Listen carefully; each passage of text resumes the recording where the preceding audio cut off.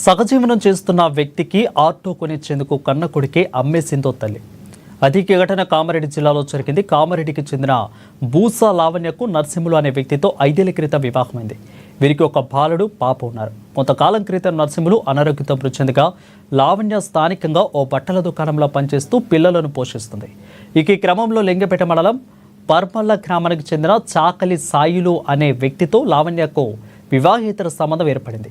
ఈ విషయం తెలిసి సాయిలు భార్య అతన్ని వదిలేసి వెళ్ళిపోవడంతో లావణ్య సాయిలు కూలి పనులు చేస్తూ సహజీవనం సాగిస్తున్నారు.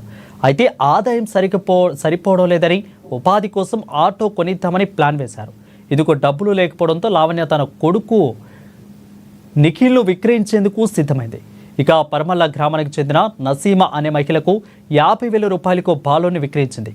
నసీమా బాలుడిని తన చెల్లి షాహిదాకు ఇవ్వగా షాహిదా బాలుని లక్షకి శేఖర్ అనే వ్యక్తికి విక్రయించింది. ఈ విషయం తెలుసుకున్న చైల్డ్ వెల్ఫేర్ అధికారులు బాలులని బాలల సంరక్షణ కేంద్రానికి తరలించి 5 లావణ్య, సాయిలు, నసీమా, షాహిదా, శేఖర్లపై పోలీసులకు ఫిర్యాదు చేశారు. లింగపేట పోలీసులు కేసు నమోదు చేసి దర్యాప్తు చేస్తున్నారు. ఈ నెల 4వ తారీఖున మాకు వచ్చిన ఇన్ఫర్మేషన్ ఏంటంటే బూసా లావణ్య అనే ఒక మహిళ తనకిద్దరు పిల్లలు ఉన్నారు. ఒక పాప, ఒక బాబు.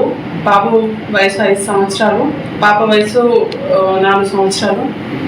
బూసా లావణ్య వాళ్ళ భర్త నర్సింహులు అతను చనిపోగానే ఈ అమ్మాయి మళ్ళీ ఇంకొక అబ్బాయిని ఇంకొక అతనితో సంబంధం పెట్టుకొని అతన్ని కూడా పెళ్లి చేసుకున్న తర్వాత ఆ పెళ్లి చేసుకున్న అతనికి ఆటో కొనియాలన్న ఉద్దేశంతో ఈ బాబుని 50,000కి అమ్మడం జరిగింది.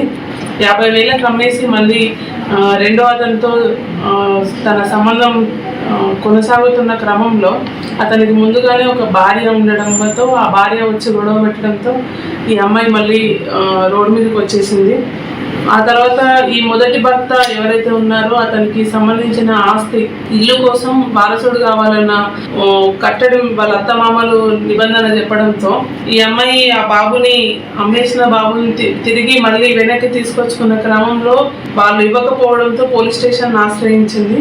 పోలీస్ స్టేషన్ ఆశ్రయించిన తర్వాత తన కొడుకైన నిఖిల్ని పర్మల గ్రామానికి చెందిన దుదేకుల నసీమా బేగం అనే ఆమెకి 50,000 రూపాయలకు అమ్మడం జరిగింది.